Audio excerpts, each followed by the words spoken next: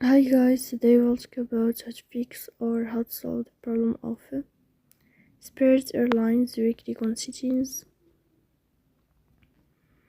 then you can click on apps, default apps, app settings.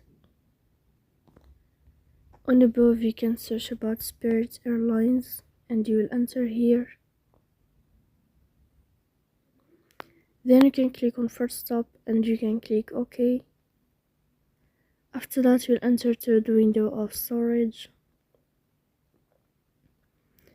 Then you can click on clear cache. In the end you can turn off your Wi-Fi and you can turn on your Wi-Fi again to fix that problem. So please don't forget to support us by like and subscribe. See you next time in another video, and thank you for your attention.